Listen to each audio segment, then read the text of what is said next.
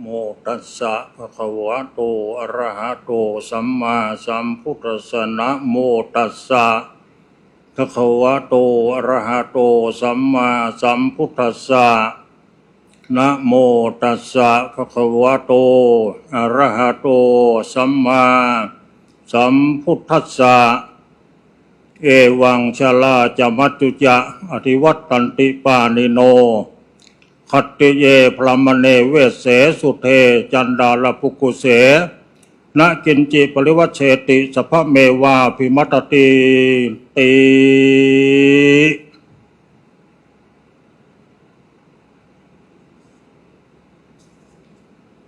ธรรมมีคาถาโอกาสนี้อาตมาภาพจะได้แสดงพระธรรมเทศนาพรรณนาสารธรรมคำสอนในทางพระพุทธศาสนาเพื่อเป็นการเสริมสร้างบุญบารมี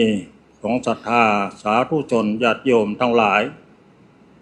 วันนี้พวกเราท่านทั้งหลายได้มาพร้อมใจกันจะสร้างบุญสร้างกุศลในการบำเพ็ญกุศลของพระราชวัชระวัตมคุณหลวงปู่โบเกตปทุมศิโลถึงได้ถึงแก่มรณภาพไปแล้วนั้นบัดนี้พวกเราทั้งหลายที่มีความเคารพนอบน้อมในพระเดชพระคุณหลวงพ่อก็ได้พร้อมใจกันมาทำบุญปกติก็ทำกันตั้งแต่วันที่หลวงปู่ได้มรณภาพละสังขารไปแล้วนั้นจึงกระทั่งติดต่อกันมาจนถึงปัจจุบันนี้ก็เป็นช่วงที่จะครบ100 วันที่จะมีในวันข้างหน้านี้เพราะฉะนั้นพวกเราทั้งหลายในฐานะที่เป็นศิษยานุศิษย์ที่เคารพนอบน้อมในหลวงปู่ก็ต้องมานึกถึงพระคุณของหลวงปู่ที่มีกับพวกเราทั้งหลายเพราะฉะนั้นวันนี้ก็เลยมาแสดงออกซึ่งความกรุณาเวทิตาคือมานึกถึงคุณงามความดีแล้วก็หาโอกาสมาสนองคุณงามความดีของพระเดชพระคุณหลวงปู่อันนี้ก็เป็นประเพณีที่เราทั้งหลายปฏิบัติกันเมื่อมีผู้หนึ่งผู้ใดที่เป็นญาติของเราที่เราทั้งหลายรู้จักพระคุณเคารพนอบน้อมนับถือโดยเฉพาะหลวงปู่เราถือว่าเป็นพระสุปฏิปันโนเป็นผู้ที่ปฏิบัติดีปฏิบัติชอบอุชุปฏิปันโนยายาปฏิปันโนสามีจิปฏิปันโนครบหมดเพราะฉะนั้นเราจะเห็นว่าปฏิปทาของหลวงปู่ที่ได้ปฏิบัติให้พวกเราถ้าได้เห็นด้วยตาหรือได้ฟังด้วยหูเกี่ยวกับเกียรติคุณของหลวงปู่โดยเฉพาะวันนี้งานนี้ก็ถือว่ามีพระเดชพระคุณพระเทพวชิราธิบดีเจ้าคณะภาค6-7ของฝ่ายธรรมยุทธ์จะมาเป็นประธานพร้อมกับศิษยานุศิษย์ภิกษุสามเณรทั้งหลายแล้วก็มีศรัทธาสาธุชนญาติโยมโดยเฉพาะวันนี้มีรายนามผู้เป็นเจ้าภาพสวดพระอภิธรรมมีแม่ชีชนัดเกษมกิจวัฒนาคุณสมเกียรติกุลชยวนัทบริษัทเดอะไพทอนจำกัดโดยคุณกรีนคุณอุไรวันอาจศัตรูคุณพัฒจิรันอุดมพันธ์แล้วก็มีวัดอารัญญธรรมป่าปางกว้างแม่แตงแล้วก็คุณแม่นวลนงยามิกรคุณแพนเค้กเขมกิจยามิกรเปรมมานนท์พันตำรวจโทดร.ศักดิ์สุนทรเปรมมานนท์อันนี้มาเป็นเจ้าภาพในค่ำคืนวันนี้เพราะฉะนั้นก็ถือว่าท่านทั้งหลายเป็นผู้ที่เคารพนอบน้อมในหลวงปู่ในกระทั่งหลวงพ่อก็เช่นเดียวกันมีความเคารพนอบน้อมในหลวงปู่นับถือเคารพ เนี่ยถือว่าเป็นอย่างมากอย่างมาก ถ้าได้มีความใกล้ชิดสนิทสนมกับหลวงปู่อยู่เป็นเวลาพอสมควรไม่มาก แต่ของหลวงปู่ก็ได้ทำคุณประโยชน์ให้กับวัดที่อาตมาภาพอยู่วัดอินทารามสร้างอาคารเรียนนั่นก็หลวงปู่นอกจากนั้นหลวงปู่ก็ได้นำศรัทธาญาติโยมลูกศิษย์ลูกหาไปถวายกฐินเป็นเวลา2 ปี 3 ปีนะอันนี้ก็เป็นบุญคุณที่หลวงปู่ได้มีต่ออาตมาภาพเพราะฉะนั้นวันนี้ได้มีโอกาสได้มาแสดงพระธรรมเทศนาก็ดีใจภูมิใจถึงว่าจะเทศไม่ดีอย่างไรก็ถือว่าได้มาสนองพระเดชพระคุณงามความดีของหลวงปู่ที่มีต่อพวกเราทั้งหลายเพราะฉะนั้นวันนี้ก็ถือว่าเป็นโอกาสที่เราทั้งหลายจะได้มาแสดงออกซึ่งคุณงามความดีแล้วจะน้อมอุทิศบุญกุศลไปถวายแด่ดวงวิญญาณของหลวงปู่ถ้าไปสู่สัมปรายภพเพราะฉะนั้นวันนี้ได้ยกเอาธรรมภาสิทธิ์มาเป็นเบื้องต้นพระธรรมเทศนาว่าเอวังชลาจมัจจุจะอธิวัตตันติวานิโนเป็นต้นแปลเป็นใจความว่าพวกเราทั้งหลายเนี่ยเอวังชลาเอวังชลาพวกเราทั้งหลายที่เกิดมาเนี่ยทุกคนแหละทุกคนจะหนีจากความชราความตายชราจะมัจจุจะหนีจากความชราคือความแก่และความตายไปไม่ได้แล้วก็มาขยายออกไปอีกแปลออกมาถึงแม้ว่าจะเป็นกษัตริย์เป็นพราหมณ์เป็นแพทย์เป็นสูตรเป็นคนจันทานก็หนีจากความแก่และความตายไปไม่ได้เพราะฉะนั้นอันนี้พวกเราทั้งหลายก็จะได้น้อมนำมาพินิจพิจารณาในสมัยยุคครั้งพุทธกาลเราจะเห็นได้ว่าพระพุทธเจ้าของเราตอนที่จะเสด็จออกเป็นนักบวชออกบวชเสด็จออกบวชเราจะเห็นนะพระองค์อะไรปรากฏเทวทูตทั้ง5เกิดแก่เจ็บตายสมณะเอามาแปลให้เห็นเกิดแก่เจ็บตายสมณะเมื่อเกิดแล้วก็ต้องมีแก่แล้วก็มีเจ็บแล้วก็มีตายเอา3 อย่างเอา3 อย่างแก่เจ็บตายแก่เจ็บตายเราจะเห็นว่าไม่เกิดแล้วก็ต้องมีแก่มีเจ็บมีตายนี้เป็นไปได้เกิดต้องเป็นยังไงแล้วก็มาแก่ก็ตั้งแต่ออกจากในครรภ์เข้ามาอยู่ในครรภ์แก่ไปเรื่อยๆแก่ไปจนกระทั่งเป็นปัญจสาขาคลอดออกมาแล้วก็มันก็ไปเข้ามาตามวัยไปเรื่อยๆล่ะเป็นเด็กเล็กเด็กหนุ่มเด็กสาวปานกลางแก่ชราล่ะชราจะมัจจุจะชรามัจจุจะหนีไปได้เมื่อเกิดมาเราจะต้องประสบพบเหมือนกันทุกคนไม่ว่าเป็นพระเจ้าแผ่นดินพระราชากษัตริย์กษัตริย์พราหมณ์ก็นักบวชหนีไม่ได้นักบวชพราหมณ์แพทย์ก็หนีไม่ได้หนีจะแก่จะตายไปไม่ได้แม้กระทั่งคนชั้นทานคนยากคนจนก็หนีจากความ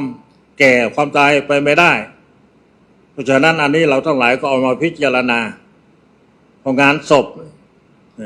ที่เราทั้งหลายไปไม่ว่าศพของพระหรือไม่ว่าศพของฆราวาสเราทั้งหลายจะเห็นความผิดแตกต่างกันโดยเอามาเปรียบให้เราทั้งหลายได้เห็นเอาไปเรียกว่าชีวิตังอายุชีวิตังพยาธิกาโลเทหานิเขปนังคติเพราะนั้นเราจะเห็นได้ว่าอายุเราก็รู้ไม่ได้เราจะตายเมื่ออายุเท่าไหร่หลวงปู่ของเราเนี่ยท่านมรณภาพ91 ปี 11 เดือนก็ถือว่า92นั่นแหละ92เนี่ยมันอีกไม่กี่เดือนไม่อยู่อีกเดือนกว่าจะถึง วันครบ92นี่เราจะเห็นนั่นแหละนะหลวงปู่เราทั้งหลายก็เรามาเปรียบประเทียบอีกองค์อื่นๆเอาหลวงปู่ทั้งหลายแลนี่แหละเอาที่อยู่ในเมืองเชียงใหม่เราเนี่ยอย่างหลวงปู่พุทธพจน์ของเราเนี่ยพุทธพจน์หลวงปู่จันทร์ของเราเนี่ยก็90 กว่าหลวงปู่แหวนหลวงปู่สิมหลวงปู่มั่นหลวงปู่ฟั่นหลวงปู่ประสิทธิ์เราทั้งหลายก็เรามาดูว่ามีองค์ไหนที่มีอายุยืนนานถึง100 พรรษาบ้างไม่มีนะ100 ปีไม่มี100 ปีไม่มีเพราะนั้นนี่เราทั้งหลายจะเอามาเปรียบว่าชีวิตังอายุเราทั้งหลายก็รู้ไม่ได้เราทั้งหลายจะไปเมื่ออายุเท่าไหร่เราเห็นอยู่บางคนจะไม่ทันออกจากท้องแม่ตายบางคนเกิดออกมาวัน2 วันตายเอาไว้เป็นหนุ่มเป็นสาวตายปานกลางตายชราตายแล้วในความตายได้ก็วิแตกต่างกันไปอีกลักษณะของการตายด้วยอุบัติเหตุตัวไฟไข้เจ็บตายเพราะชราตายถูกเขาฆ่าหรือว่าตายเพราะทำอัตวินิบาตกรรมของตนเองเห็นไว้เราความตายเรารู้ไม่ได้นะรู้ไม่ได้อายุรู้ไม่ได้เวลาตายรู้ไม่ได้สถานที่ตายรู้ไม่ได้จะตายด้วยโรคอันไหนก็รู้ไม่ได้นี่เป็นสั่งจริงของเราแต่เราจะได้รู้เพราะฉะนั้นเวลามีคนตายขึ้นมาแล้วเขาจะเอาคนตายมาบำเพ็ญกุศลเพื่อจะให้พระโดยพิจารณาเป็นอสุภกรรมฐานพวกเราท่านหลายก็ต้องพิจารณาเป็นมรณสติจะโดยมาเตือนตัวเตือนใจคนทุกคนเกิดออกมาจะต้องตายหนีจากตายไปไม่ได้เมื่อเกิดแล้วก็ต้องตายเราจะเห็นในพระพุทธเจ้าของเราพระพุทธเจ้าของเราเห็นไหมเราพยายามหาวันทางว่าอะไรมาทำให้เราต้องมาแก่มาเจ็บมาตายผลที่สุดแล้วมันเกิดมันมีเกิดมันก็มีแก่ไม่เจ็บมีตายผลลัพธ์จะให้มีแก่ไม่เจ็บมีตายก็ไม่ได้เกิดพุทธองค์ก็หาวิธีการตัดไม่ให้เกิดพอไม่เกิดแล้วก็ไม่ต้องมีแก่ไม่เจ็บมีตายเพราะนั้นพระอรหันต์ทั้งหลายที่ท่านได้นิพพานไปแล้วนั้นถ้าคนไม่ได้มาแก่มาเจ็บไม่ตายเพราะไม่ได้เกิดแล้วเพราะนั้นพวกเราทั้งหลายที่ยังมีความไม่เกิดอยู่ก็ต้องมีแก่ไม่เจ็บมีตายพอเกิดแล้วก็จะต้องทำอย่างที่เราทั้งหลายทำกันทุกวันนี่แหละตื่นเช้าทำอะไรบ้างแปรงฟันล้างหน้าอาบน้ำอาบท่าหาข้าวปลาอาหารทำการทำงานทำกันไปพอค่ำคืนมาก็พักผ่อนตื่นเช้าคนก็ทำอีกจนลมหายใจหมดเมื่อไหร่ก็จบกันหมดนั้นไม่ว่าเป็นสัตว์เดรัจฉานก็เหมือนกันตื่นเช้าคนมาก็ต้องออกจากรูจากรังจากรวงไปหากินพอมืดเข้ามาก็กลับเข้าลวงรังเหมือนเดิมเหมือนกันนั่นแหละเพราะฉะนั้นอันนี้ก็สิ่งที่เราทั้งหลายก็พิจารณานี่แหละที่เขาเอาศพมาตั้งให้พวกเราทั้งหลายได้มาบำเพ็ญเนี่ยคือมาพิจารณานอกจากจะแสดงความเสียใจอะไรในการเสียผู้ที่เรารักเคารพนอบน้อมไปเราทั้งหลายจะต้องพิจารณารู้สติจะโดยมาเตือนตัวเตือนใจอย่างคำสอนเนี่ยพระพุทธองค์ทรงตรัสเป็นปัจฉิมโอวาทวิยธรรมาสังขาราปปเทสัมปาเทถะสังขารทั้งหลายมันเสื่อมเราทั้งหลายเห็นแล้วมันเสื่อมอะไรมันเสื่อมผมมันเสื่อมขนมันเสื่อมเล็บมันเสื่อมฟันมันเสื่อมหนังมันเสื่อมมันเห็นจริงคนเราประกอบด้วยอาการทั้งหมด32นั้นโผล่มาอยู่5ก็เอาที่มันโผล่มาเลยมาพิจารณาถ้าเป็นมโนสติมาเตือนตัวเตือนใจเพื่อจะไม่ประมาทประมาทเถนะสัมปเทถะไม่ประมาทไม่ประมาทเพื่ออะไร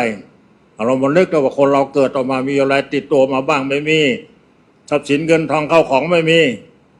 เสร็จแล้วพอเราตายแล้วเอาอะไรไปไม่ได้เหมือนกัน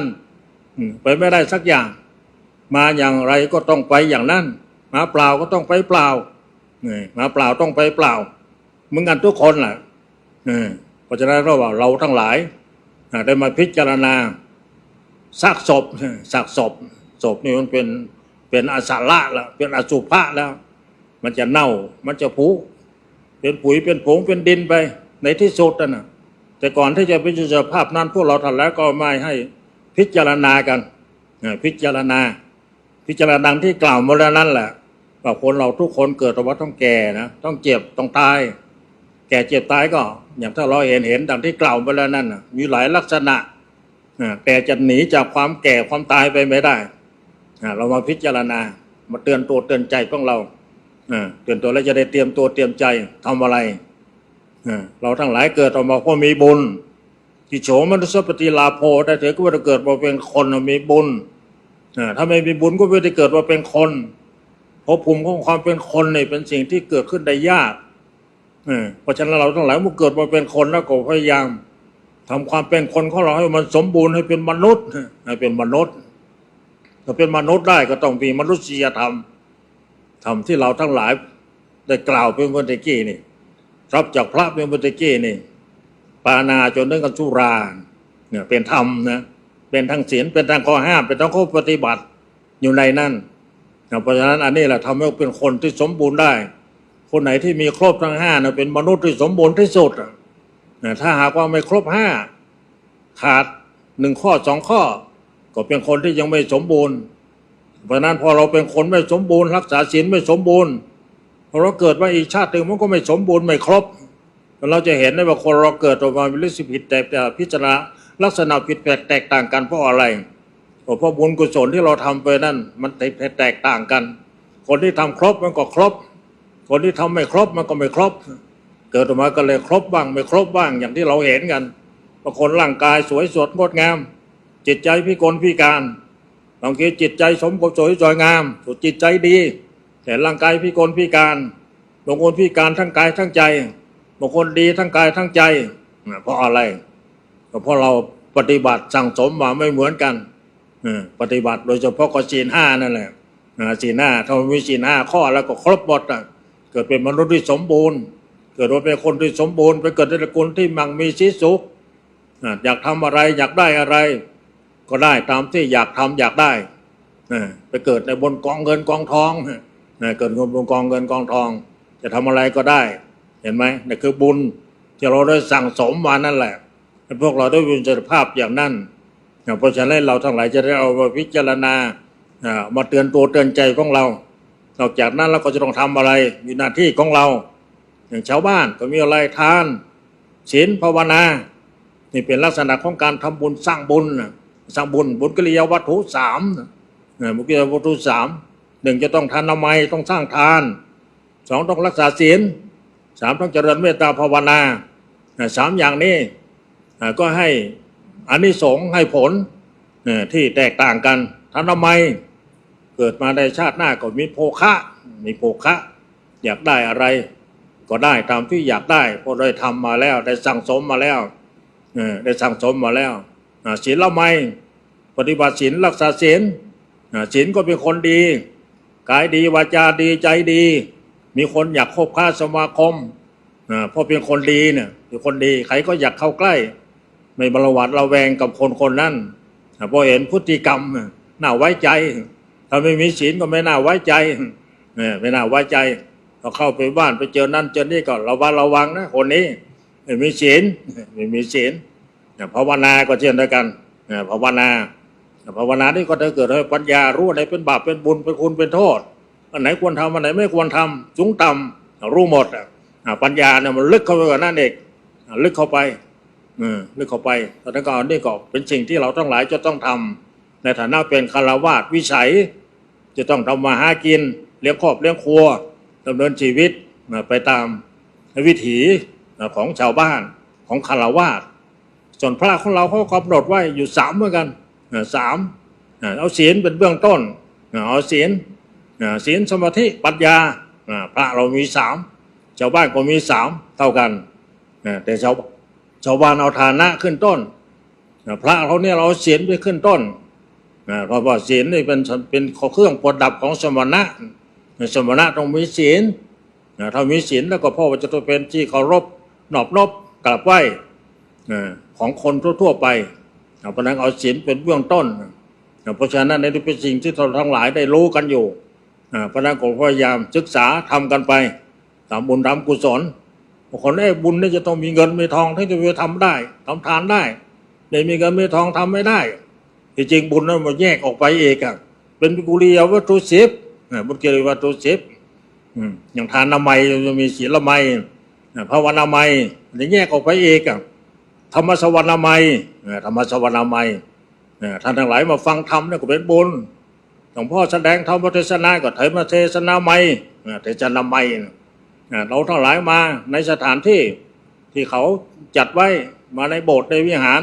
ศาลาการประเรียนวัดวาเราหลายก็ปฏิบัติอ่อนน้อมถ่อมตนถอดรองเท้าการร่มก็ลดร่มเข้าไปสถานที่ก็ต้องมีการกราบกันไหว้นั่งพระเพียรเป็นว่าสำรวมกายวาจาใจก็เป็นอภิเจนามัยบุญทั้งนั้นบุญไม่ต้องมีเงินไม่ทองไม่ต้องใช้เงินใช้ทองไว้ยาวัจจะไม่ช่วยคนขวายอย่างวันนี้เรามางานมาช่วยกันจัดนั่นทำนี่ยกนั่นยกนี่ก็เป็นไว้ยาวัจจะไม่เพราะนั้นมาขยายเอาไปมันมากมันมากบุญนี่บางอย่างก็ต้องใช้เงินใช้ทองบางครั้งอกมาต้องใช้เงินใช้ทองก็มีมันอยู่ในตัวของเรานี่แหละตัวของเราเนี่ยเพราะนั้นมาอยู่ในตัวของเราไม่อยู่ที่ไหนอยู่ที่ใจเจรังพิกเวกัมมังวัฏามิเจตนาเป็นตัวกรรมเจตนานี่สำคัญที่เราทั้งหลายทำบุญไปแล้วในอานิสงส์ผลไม่เท่ากันเพราะอะไรเพราะเจตนามันอยู่ที่แต่ละคนนั่นแหละแต่ละคนเรามีเจตนาอย่างไรตั้งใจอย่างไรก็อยู่ที่เจตนาของเรานั่นเพราะฉะนั้นอันนี้ก็เป็นสิ่งที่เราทั้งหลายเป็นงานศพจะต้องมาพิจารณาจะเรามาเตือนตัวเตือนใจได้เตรียมตัวเตรียมใจว่าสภาพของเรามาอยู่ในสภาพอย่างนี้ไม่มีใครจะมารู้อย่างนี้หลวงปู่ก็ไม่รู้ว่าหลวงปู่จะสุภาพอย่างนี้ก่อนที่หลวงปู่จะสุภาพอย่างนี้เนี่ยหลวงปู่ไปที่วัดอาตมาภาพไปที่วัดอาตมาภาพไปเยี่ยมลูกศิษย์อาจารย์โสพลก็เส้นโลหิตแตกเป็นโลหิตแตกเสียร่างกายไปครึ่งนึงซีกนึงแล้วก็ไปเยี่ยมที่บ้านพักที่เชียงดาวนะใกล้ๆกับโรงเรียนเชียงดาวเพราะอาจารย์โสพลสอนอยู่วิทยาวิทยาคมหลวงปู่ไปแล้วกลับมาที่วัดอาตมาภาพก็มาคุยกันสงสารเขาเนาะสงสารอาจารย์โสพลอายุยังหนุ่มอยู่ไปแล้วอีกไม่กี่นานก็หลวงปู่ก็มาเป็นไปอย่างนั้นจะเห็นไหมมีใครรู้บ้างไม่รู้นั่นแหละโรคภัยไข้เจ็บเนี่ยเราไม่รู้ว่าอะไรจะเกิดขึ้นกับตัวเรา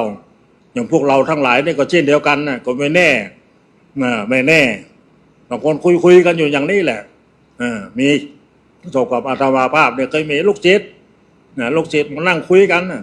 จะนั่งคุยเป็นพระมานั่งคุยกันไปรับทานด้วยกันก็กลับมานั่งคุยกันตอนเย็นแกก็กลับไปวัดพอดีก็มีเป็นฟ้าเป็นฝนทั้งลมทั้งฝนทั้งมันตกเสร็จแล้วก็พอมืดมันก็ลดลงไปมันก็สลายไปหายไปพอหายก็ออกไปตรวจวัดเดินมาไปล้มลื่นผลที่สุดก็เลยมรณภาพ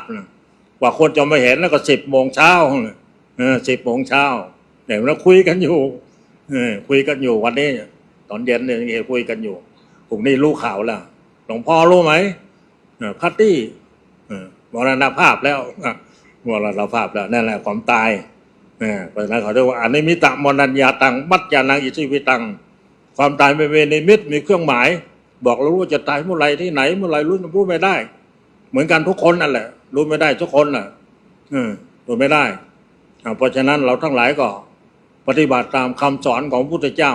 ที่พระองค์ทรงตรัสบ่อยๆที่สุดก็คือปัจฉิมโมวาทนั่นแหละเรื่องของอภปาทธรรมนี่บ่อยที่สุดเตือนที่สุดน่ะในกระทั่งจะปรินิพพานแล้วยังมาเทศนายังมากล่าวอีกน่ะเห็นไหมมันตะยาวิโวภิกขุวิยธรรมาสังขารปะสัมปเทถะ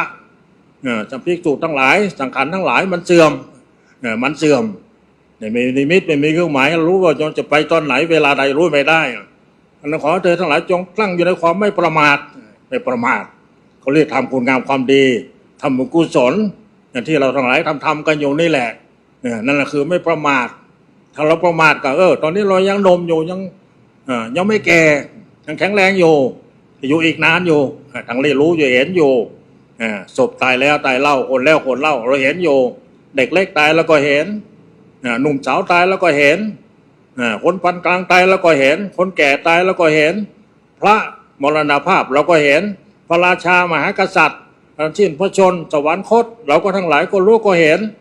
อย่างตอนนี้เราเห็นอย่างนั้นมันมีสภาพมองเป็นมนุษยสติได้เนี่ยอย่างสมเด็จพระเจ้าอะไรที่สิ้นพระชนไปนั่นน่ะที่สิ้นพระชนไปนั่นน่ะเห็นไหมยังมีอยู่พระราชินีบรมสิรินาถของเราก็ยังมีอยู่พระพันปีหลวงยังให้เราทั้งหลายได้เห็นอยู่นี่แหละเอามาพิจารณาพระองค์มีพระชนมายุกี่พรรษาแล้วพวกเราทั้งหลายเท่าไหร่เพราะฉะนั้นปัจจุบันนี้เราทั้งหลายเอาอะไรมาเป็นแนวปฏิบัติมาคิดมาเทียบว่าอายุเราจะอยู่เท่าไหร่ก็เอาพ่อเอาแม่นั่นแหละมาเป็นตั้งหลักไว้พ่อเราตายอายุเท่าไหร่แม่เราตายอายุเท่าไหร่เพราะฉะนั้นเราจะต้องตายไม่เกินพ่อเกินแม่แล้วบางทีเกินไปก็เป็นบุญจะ100 ปีมีน้อยนัก100 ปีมีน้อยนักเห็นไหมทุกวันนี้เราไปงานศพนั่นศพนี่พระสงฆ์องค์พระเจ้าพระราชามหากษัตริย์ทั้งหลายแหล่เราไปมีที่พระชนมายุยืนนานถึง100 พรรษามีกี่พระองค์มีกี่พระองค์เราไปพิจารณาดูสิพระมหากษัตริย์ของประเทศไทยเรานี่ยุครัตนโกสินทร์นี่ที่สวรรคตไปมีกี่พระองค์ที่มีพระชนมายุยืน100 พรรษาเนี่ยไม่ก็พระสงฆ์องค์ข้าเจ้าของเราก็เช่นเดียวกัน100 พรรษานี่มีกี่พระองค์จนโดยพระยาณสังวรจนโดยพระสังฆราชบวรนิเวศถ้า100 พรรษาเหมือนกันอยู่100 พรรษาก็อย่างที่เรารู้เห็นกันอยู่เนี่ยอยู่ในสภาพอย่างไรนี่เห็นไหมเพราะฉะนั้นเราทั้งหลายจะไปประมาทว่าเรายังหนุ่มอยู่ยังไม่ถึงที่ตายพอมันถึงที่ตายมาแล้วมันไม่บอกให้เรารู้ว่าจะต้องตายพรุ่งนี้นะจะต้องป่วยก่อนถึงตายนะชราก่อนถึงตายนะไม่บอกบางคนก็เกษียณอายุราชการก่อนค่อยตายนะมันการเกษียณมันตายไปแล้วอันนี้เกษียณวัน2 วันตายไปแล้วเห็นไหมคนเริ่มต้นบางคนเริ่มต้นจบงานมาสอบบรรจุได้เสร็จแล้วมาฉลองเดี๋ยวเขารถไปอุบัติเหตุกันตายเคยมีไปฉลองสอบได้เขาสอบบรรจุได้จนเขาไปกินเลี้ยงนั่งรถเก๋งไป4 คนตายทั้ง4ยังไม่ได้ทำงานเลยเพียงแต่สอบได้ก็ผ่านเข้าบรรจุแล้วแต่ไม่ได้บรรจุไม่ได้ทำงานตายแล้วนี่เห็นไหมความตายมันมีนิมิตมันมีเครื่องหมายให้เราทั้งหลายรู้ว่ามันจะไปเวลาไหนรู้ไม่ได้สักคนแหละเพราะฉะนั้นเราทั้งหลายมาในงานศพแต่ละศพไม่ว่าเฉพาะศพหลวงปู่ศพคนอื่นๆก็เช่นเดียวกันที่เขามาตั้งให้เราทั้งหลายมาฟังเทศน์ฟังสวดกันนี่ก็เพื่อจะมาพิจารณามรณสติบางทีเอาไว้หลายวันแล้วก่อนมีโอกาสได้ฟังเทศน์ฟังสวดหลายวันได้พิจารณาหลายวันบางคนไม่ได้เอามาสวดวันคืนหนึ่งพรุ่งนี้เอาไปฝากเอาไปแล้วมอบร่างไปโรงพยาบาลให้เขาไปเอาไปให้ศึกษาได้ศึกษากันที่จริงก็ที่ดีพระพุทธทางศาสนาของเรานี่เขาเอาให้พวกเราได้มาศึกษาได้มาพิจารณาเป็นมรณสติได้มาเตือนตัวเตือนใจอันนี้ก็เป็นการศึกษาเหมือนกันเอาไปให้ในแพทย์ในนักศึกษาแพทย์ก็เป็นการศึกษาเหมือนกันเพราะฉะนั้นอันนี้ก็อยู่ที่ตัวเรานั่นน่ะเจตนานะเป็นตัวกรรมตั้งใจบางคนนี่เคยพูดมีพวกเพื่อนเดียวกันนี่แหละพวกคนเดียวกันบอกเราไม่หมดห่วงแล้วหมดห่วงอะไรเรามอบร่างไปแล้วตายวันไหนเมื่อไหร่ไม่มีเงินไม่ไปห้องรถไม่เดือดร้อนแล้วตายแล้วโรงพยาบาลเขาก็เอาไปแล้วไม่ได้หมดเงินหมดทองเนี่ยกูประมาทเนี่ยไม่ได้เก็บเงินเก็บทองไว้อยู่ไปอย่างนั้นน่ะผลที่สุดพอตายเลยตายได้โรคร้ายเขาไม่เอาโรงพยาบาลไม่เอาโรงพยาบาลไม่เอาผลที่สุดจะต้องเก็บไว้ไม่มีเงินบำเพ็ญกุศลศพทำศพไม่ได้เตรียมตัวไว้เห็นไหมเพราะฉะนั้นไปคิดอย่างนั้นไปได้ถ้าเรามีเจตนาว่าจะเพื่อจะเอาร่างกายได้มอบไปเป็นการศึกษาของนักศึกษานักเรียนแพทย์อันนั้นเจตนาดีแต่นี่เจตนาเนี่ยกลัวจะหมดเงินหมดทองหมดเข้าหมดของเวลาตายเจตนามันคนละอย่างเพราะฉะนั้นพวกเราทั้งหลายอย่าไปประมาทโดยเฉพาะเรื่องความตายนี่มันไม่มีนิมิตไม่มีความหมายจริงๆเพราะฉะนั้นวันนี้เราทั้งหลายได้มาในงานศพของหลวงปู่อันดับแรกก็เหมือนกับมาแสดงความกรุณาเวทีแด่ธรรมอะไรมาสนองบุญคุณที่หลวงปู่มีกับพวกเราทั้งหลายว่าหลวงปู่ได้สั่งสอนได้ให้ข้อคิดข้อธรรมโดยเฉพาะคำสอนหลวงปู่ถึงแม้จะมรณภาพไปแล้ว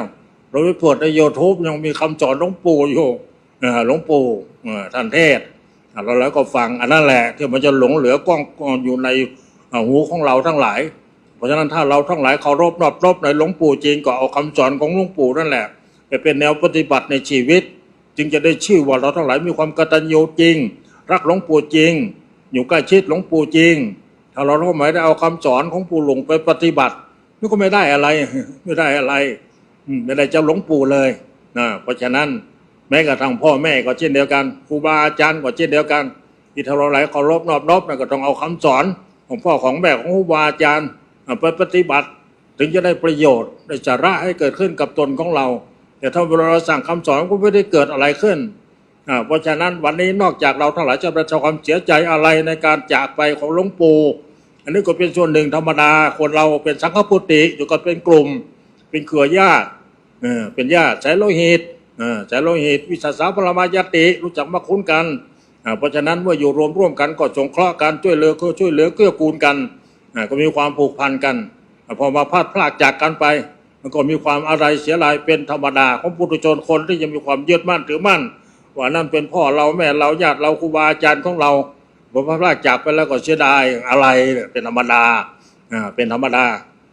อันนี้ถือว่าเป็นสังฆปุติ